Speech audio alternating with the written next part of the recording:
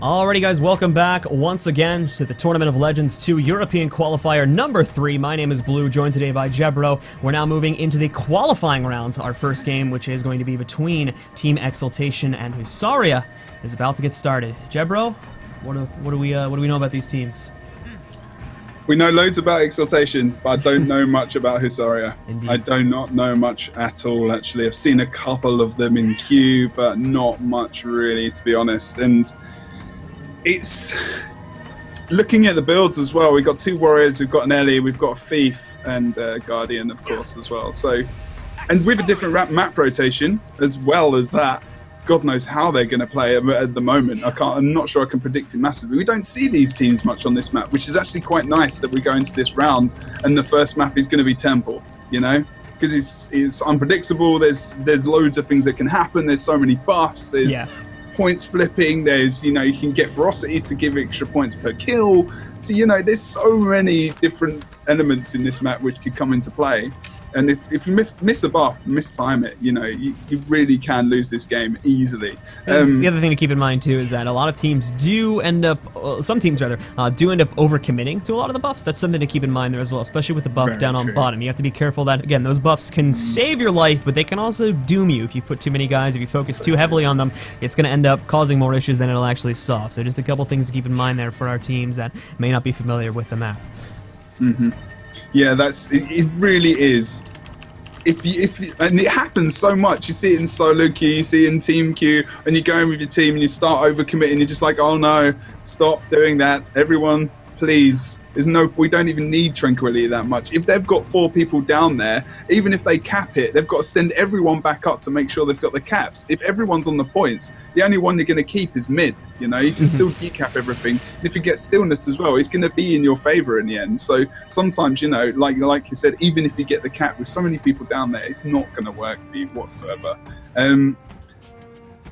Shall we go over the buffs? Does anyone need to know, or should we go into the game? I think we can go into the game. Really quickly first, however, we're going to take a look at Husaria's builds, as we have not seen them play yet today. Slyboot is evil over here first on Warrior. We'll be running, again, that fairly standard Eviscerate build that we saw coming into play. He's also going to be running with Runes of the Pack and the choice of Warrior Sprint here. But moving on from that, too, we've got Twarda Banya, I believe, over here, playing on Bunker Guardian for this team with a Cleric's Amulet, the Runes of the Soldier, Mace, and an offhand focus and a staff, with the traits again being a fairly standard altruistic healing build here, lots of support, focuses a little bit more on himself than his teammates, but it'll still be just as useful as any other Bunker Guardian build. We've got Pokoj.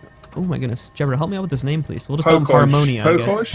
Pokoj? Just call him Harmonia. That's the word that's easy to pronounce in that name. Yeah, so, that's fine. Harmonia over here seems to be playing a standard Manbo build with the Zerker's Amulet. Again, lots of kind of shock potentiality, especially in team fights if he kind of leaps into the fray with that, so keep your eyes out for that. And WTS DPS will be playing Sword Dagger Thief here, also running with Runes of the Pack, and we'll be taking the more utilitarian Thief build of 20066, so not as much damage. And without Strength Runes too, he's really going to be lacking a lot of it in team fights, so we'll have to be a little bit more careful of that, really making use of the sword utilities to make up kind of for the lack of damage he's going to be rolling with. And then the last but not least here, Modus Ferrandi on Elementalist has a staff at the moment, trying to see if he'll be sticking with that. Don't believe so. No, he won't. He's got the renewing stamina trait there. Yeah. Not go for that. The staff trait there, so he should be switching over, I think. So we'll see a fairly typical Dagger Elementalist with Celestial coming out from this guy. Again, we'll be having quite a bit of damage in the team fights, quite a bit of support too, just through the cleanses and heals that he'll be bringing out through Water Tomb. So keep in mind that we'll be seeing that a lot in play too. But once again, we're pretty much ready to go, guys. So let's get started with game 1. Go, go, go. This is what you just typed. Oh, almost. He's got the Fire Greatsword as well as a note, which is going to be nice. He might drop that at the beginning as well to help people get some speed around the map. You never know, and jumping into that mid fight. But he's going to be, yeah, I think Sizer was using Rune of the Pack in that build as well for a bit, which is probably where he's got it from. Yeah, he was definitely using it at some point. I'm not sure if he is 100% now. I think there's builds down there on your page somewhere. Might check. So we're going to start. Awesome. Yep. And guys, just to address something that has been popping up on the Twitch chat, there is a little bit of lag on the stream today. That is my fault. Comcast, unfortunately, is not cooperating with me today. So there is a little bit of lag. I do apologize for that in advance, as that is on my end and not yours. But anyway, game's getting started. Let's get back into it. Jebro, what do we have happening here? We do actually have a stealth coming up. We're willing to sell DPS, and also the Harmonia have actually just stealthed, and they're actually going back to mid. I thought they were going to do a bit of a crossplay there, but not doing it. And interestingly enough, ToL2, the Guardian on the blue team, is actually trying to stop a possible cross from the Necro and the Thief on the red team. Red team Warrior currently alone, but he is going to get some backup quite soon. Guardian's going into mid, so we are going to see a big, massive mid fight engage. And we're going to see ferocity buffs just popping up on the bottom left and bottom right hand corner. That's going to give people extra points for kills just in case they do want to go for the for those buffs. But of course, not many people going for those, just if they've got the time sometimes to do that. But around the map, actually, Ted Prototype is he's in Death Shard at the moment, so he is okay for the moment. He does have his heal up, he does still have Plague Form. But look at the positioning he's in now. Ted Prototype really good always at positioning himself in this map. And it's really paying off because there's a lot of damage coming across them at the moment. Willing to Sell's just gone down. Sly Boots has just gone down in mid. And it looks like, really, Exaltation possibly going to get this mid. Not anytime soon. We do still have the Guardian here. We do still have the Ellie. So they can bunker down a little bit on this cap still. Red team, I think, was getting, or blue team rather, I think was getting a little bit over aggressive in that mid fight there and had to pay the price for it there. We saw WTS going down, we saw Sly Boots going down there too. Sly Boots really overextended onto the red team section of the node there and got completely locked down by some of the support that was over by ToL2, so we saw him getting knocked out. I didn't actually see how WTS went down, but he too was kind of way out of bounds, unfortunately, and once more ended up paying the price for that. And we're just seeing more and more of that here. Good lockdown on a ToL2 Banya. Once again, with the Bunker Guardian being eliminated, this should be a pretty clear sign that we'll end up seeing red team eventually take control of the gate, if not in the next few seconds. Yeah, looking at the HP of blue team, there's a lot of people having a lot of issues now. They might need to start thinking about moving a ship, maybe shifting over towards the temple, but of course that is kind of obvious that they would do that if they do have a big team wipe here. At the moment, I don't think anyone's on node. ToL2 is going to cap that for the Team Exaltation. They do have the T-cap in their favor, and they're getting a lot of kills at the moment. And actually, if someone had got Ferocity, they probably would have got a lot of extra points from all these kills at the moment. But do see Ted Prototype going down, but the res did come out. The res was good as well. And they've just cleaning up now. It does look like the blue team are moving towards... I thought they were going to go temple in the most random way possible, going through mid, but that didn't actually happen in the end, thank God. But unfortunately for them, the Elementalists did go down off point on mid as well, and they're having a bit of problems here, really big problems, and they've just shifted it over towards temple as well. But that focus shift isn't going to help them because it's kind of obvious, and willing to sell the blue thief is really in a bit of trouble with Drezzy currently tailing him. And again here, we're kind of in the transition phase of this current game here, where again, blue team's initial push has somewhat failed. They're now having to fall back here, kind of reevaluate. They're still trying to keep pressure on a couple nodes here, but at the moment we're seeing that the reapplication back over here towards the temple possibly not being the best idea. As we've already saw in DPS, he got locked down here due to CC2. You can see that a couple other of their guys are not having the best of luck. ToL2 Banya once again went down back over off of mid, and he's still way out of commission for being able to assist this fight back over towards the temple. So really going over here was probably not the best idea. A better idea might have been to possibly go over towards mid, just get a little bit of poke going on, and then possibly just pull out of there and readjust. Now granted, that's not the easiest thing in the world to do, but the push that blue team has made over here I think is really only going to lead to kind of a sloppier fight due to the fact that, again, they pushed into a fight without any real support for that, and as well, because they had to push so many guys in there, they also lost control immediately of this buff over here towards mid, which is only going to strengthen Exaltation's position in this game.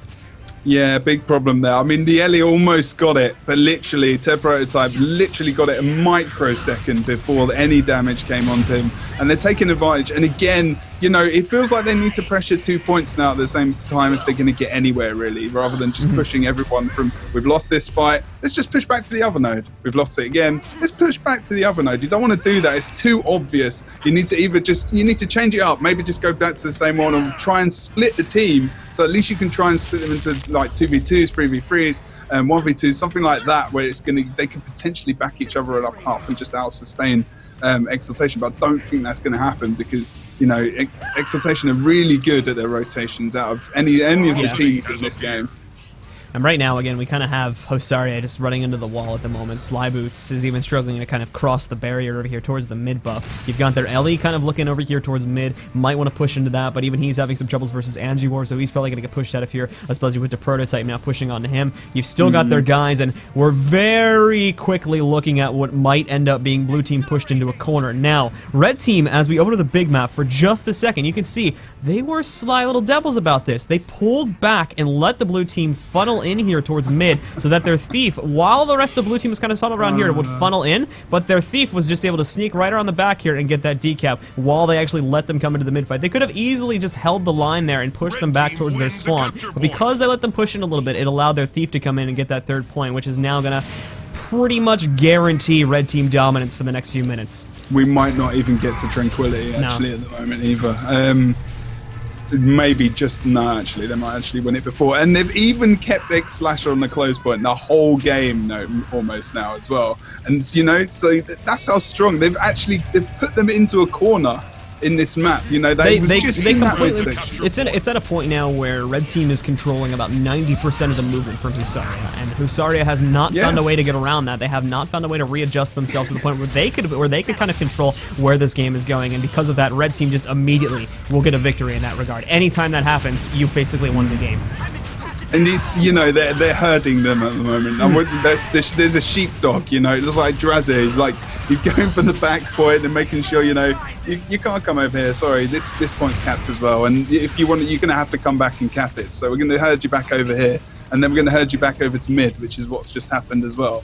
And they're going to start pushing towards Temple, which is what someone's doing. Poco is just going over there now as well in full desperation, because there is no way that these guys are coming back into this game. And it's 484 points to 169. And it really, actually, you know, again, we're going to have a look at stillness, but red aren't going to win this. Yeah. Blue aren't going to win this. There's fair play, got it, but they didn't need to. They've just got the 2 cap, holding on to it. No one's even gone down for Trank. Alright guys, so that'll be the end of game 1 here, very dominantly ending in the favor of Team Exaltation here, which means they are now 1 victory away from not only moving on to the next round, but qualifying for the Tournament of Legends 2 Grand Finals at the end of August. As for Husaria, they've got quite a bit of work to do if they want to come back here now in game 2. Yes, and I actually, just for a second, forgot what the rotation was there. We're heading to Forest. That's the one. We're heading to That's Forest the one. next, I believe, yeah. Forest of Nifoel next. So that's going to be an interesting one. So, and we did see most of the teams actually get a lot better once they've actually maybe it could be considering the fact that Exaltation have been in this position where they've actually played in, you know, they've played in ESL, they've got to the finals or they've got to the semis, whatever. They've got experience, they've got morale, they've got, you know, what they need to be in this. And experience is something which is very, very important in Guild Wars 2. You need to be playing high-level teams all the time to gain that experience and realize the end game of PvP, because it's very different to the, you know, the middle to lower skilled teams. And also, you know, we've not seen this team before, really. I don't think they've ever been streamed before. No, so they've got. They might be coming with nerves. They've taken, you know, a defeat. Now they've got absolutely nothing to lose, and they've got a game done. You know, the nerves might be starting to dissipate a bit, and maybe they can come back in and show us what they've got. Hopefully. In general, the main thing that I feel we need to see coming out from Husaria is just, again, this is something that a lot of teams have issues with, is the fact that after their initial strategy fails, yeah, then they suffer pretty badly with readjusting to that. We talked about that a little bit in game 1, where again, after that initial push failed, they sent 2 or 3 of their guys sloppily over to far point, but red team knew that was coming. That's a pretty predictable move. So with that said, they didn't really have much trouble countering that out, and then from there it kind of just fell apart. Teams need to keep that secondary strategy in the back of their mind, and if they don't do that, it just leads to a point where, again, your opponents can completely control your movements. They're going to know exactly where you're going, they're going to be able to lock you down, they're going to be able to push you to wherever you want them to go, like we saw there towards the end of that game. As red team was getting the 3 cap, red team had full control over that. Red team could have denied their own 3 cap if they wanted to with that scenario, just by giving them a little bit more pressure towards their home node, which probably would have allowed them to spot the thief going into that. But because they kind of pulled back, let them into the point, blue team was able to push in somewhat recklessly, and as such, it allowed that thief to slip by without being noticed. Things like that you have to be a lot more careful for. Make sure your opponent's not manipulating your movements, as such, the second you allow that to happen, you've pretty much lost the game. I do hope we see them push back into this, actually. I do want to see these guys push back in, because Temple's really tough as well. If you lose stillness and you got that 2-cap, you can really, the game starts to slip away from you even then. But I think it really slipped away from them way too early on. And, you know, this is a map they've probably practiced a lot more. They're a lot, maybe they're more confident in it. They got pretty unlucky with the buffs there too. So they're gonna have if, like, again, had blue team had put up a little bit more fun on the buffs, that game would have been a lot longer. They would have had a lot more opportunities to come back. This map, there's not going to be any drastic point changers like that coming into play. So Husaria will have a lot more chances to kind of atone for any mistakes they have because of the fact that there is no buff mechanic in play. That's it. Here we go. Hold on to your Alright guys, once again, Game 2 has now begun between Team Exaltation and Husaria. Exaltation 1 victory away from moving on, and Husaria going for a very interesting opener here. Yeah, they stealthed actually as soon as they came out, so I think they didn't get on them as... Exaltation didn't get on them as quickly as they possibly could, and actually went into cells, just run right through the point. Prototype, hold on. What's going on with Prototype out here? You're having some issues. Moda's moved away from him, though. They had a lockdown on Prototype and denied it, though. No, big mistake by blue team, moving completely away from Prototype. They're going to let him live now. Draze's gotten more support onto him. Modus is going to try to come out. Gets a nice spike onto Draze, which will force him out of play for a little bit, but still, I honestly think they should have kept themselves on a Prototype. They had an excellent opportunity to both Modus as well as I believe their Thief was on him too. They had him thrown into a corner. If they'd taken bigger advantage of that, they could have easily killed him and knocked out a very dangerous component of the red team fight very early on in the game. I mean, in a way, though, it has actually pushed all the way to mid, so they've actually, at least they've kind of pushed him away. They've got rid of him.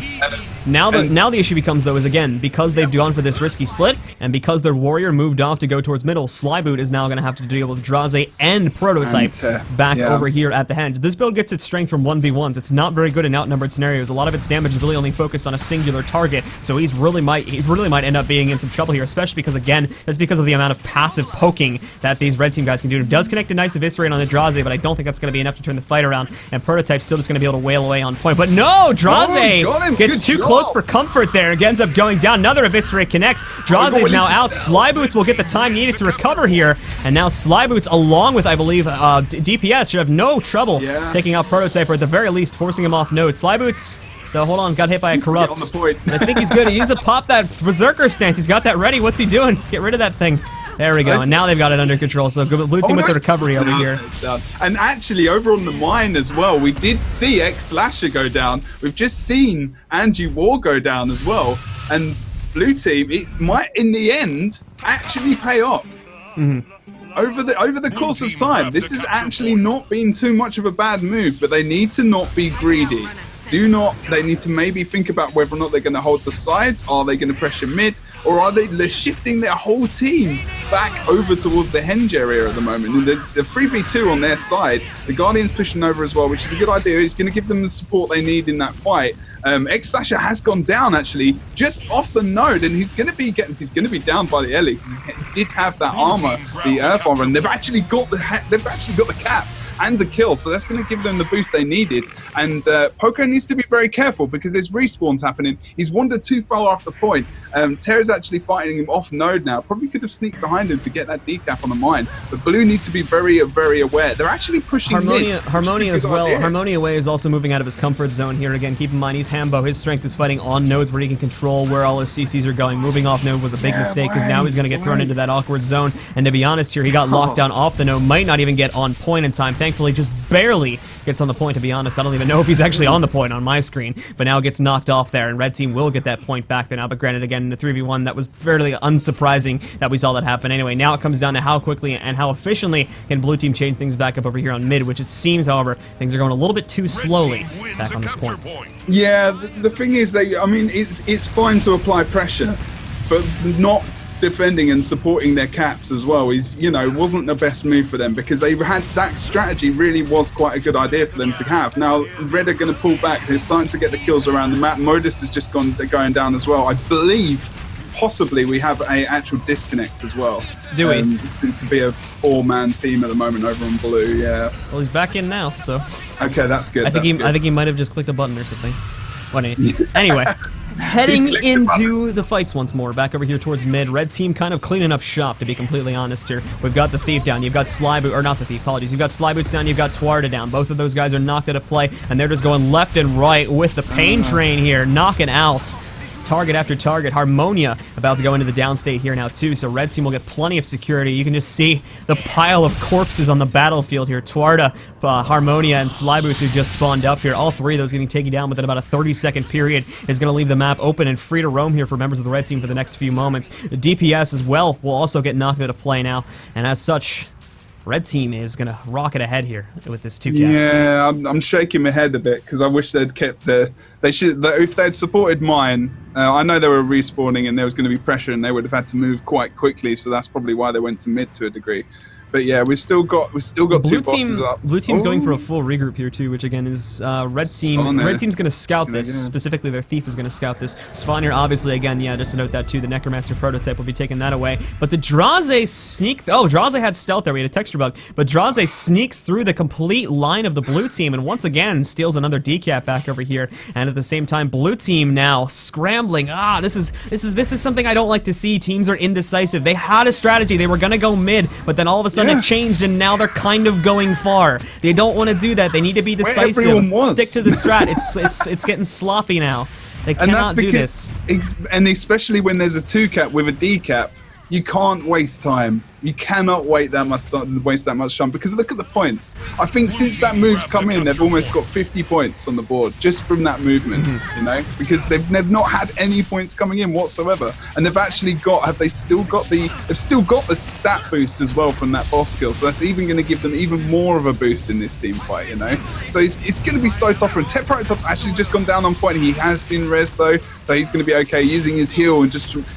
Doesn't need to get totally off point, but he's probably going to pop that worm to just get a bit of range and to actually just cast off node. Slyboot's just going down as well. Good recovery on Slyboots there. They'll get him back up with no trouble whatsoever. Just before the burst came in there from the red squad too. Modus now going to be under some pressure. Thankfully has the cleanses to get off those condies though, so he'll be alright once more. And this team fight seems like it's going to be going on without any sign of ending anytime soon, but for the time being, on the point itself, I do believe that red team still has the bargaining chip. Red team still doing an extremely good job. You can see the prototype there, up to that point at least, was doing very good with trying to kite around and stay away from Slyboots, but Slyboots finally connected that Eviscerate, took him down as well with a big cleave coming in there from DPS on the Stolen Warrior ability, gets enough to make sure he stays down. Now Slyboots has still been low. Draze takes a risk and dives in there too, and now Draze goes down, and with that, hold on now, blue team maybe bringing things back around. Yeah, Draze's out. That leaves only Slotcher and ToL2 up and alive. And I think actually blue team once more is going to turn this cap around. But as we look at the overall score of the game, this 2-cap not going to be enough. They need to do more than this. They need to steal bosses and they need to get a third decap here if they want to come back efficiently enough. I need to start moving off mine now. There's one guy. Yeah. There's 3 of them versus one guy. Warrior's gone. Get the Thief out of there. Exactly. They're not even gonna. They're not even. Look at this too. Oh, this is bad. They're not gonna stop the decap at Henge. That's gonna happen. No trouble whatsoever. Poke Joe is gonna try to get there. Draze has Bassy Venom up and ready to go here, so we'll be able to slow him down. Might even get an emo buff on him. Does not happen, but still, obviously, the immobilize or the decap still went off there anyway. And that was the important thing, is they've stopped the cap progress. So once more here, red team will keep the advantage and keep things tied to a 1-1 cap, which is still in the end of the game. At the end of the day, going to be an advantage for them. Yeah, exactly. And the thing is, it's frustrating because, you know, they're actually doing quite well in different situations. They're doing a lot better in the team fights now compared to the last game. It doesn't even feel like the same team because they have actually improved to a degree. I feel that what ended up happening here is that blue team got much better at the execution of strategies themselves. They got much better at, once they had completely fallen back and completely abandoned their previous strategy and reevaluated, then yeah, they were good at reapplying that and they did it very well. It was just that the follow-up now, from the blue team was unfortunately not where it should have been. And red team was able to abuse that very highly. They said, hey, they've got way too many people killing one of our guys, so this node should be open. This node should be easy to take away and decap, and they just abused the crap out of that, and that's how red team was able to swing things back in their favor. Granted, good job obviously by Exaltation in catching on to a lot of that stuff, as there are still some teams that do miss out on a lot of those kind of key hints in that, but regardless, good job at kind of out-rotating them after those team fights had failed and making the best of bad scenarios by Exaltation. Yeah.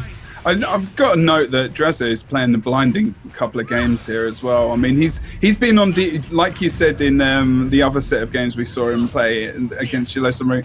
He's always on the thief, and it's very essential. You know, he's applying so much pressure to the thief that he can't do anything else. And Willing to Sell must be just, you know, he's probably cursing away in TeamSpeak at the moment, saying again, you know, Drazzy's just killed me again, or he's just been on me again, and someone else has had to come and res me, so I've taken out all the support from the Guardian. You know, it's so effective to go for that, and you know, I've got to say, 300 points. It's better than the first game for them guys. They did well at the start, but like you said, the follow up just wasn't as good as the initial push. Indeed. So with that said, guys, Team Exaltation is going to be moving on to the ToL2 Grand Finals at the end of August. As for Team Husaria, they are not out just yet. They're still going to be able to play a little bit later on today in our third place match that'll be coming up after we do our second qualifying game, which we'll be going to, I believe, in just a few minutes here. We're going to take another, I believe, 3 to 4 minute break and give away another llama, but we're going to be moving on to Wiggy's Wicked Wang Gang versus True Extinction.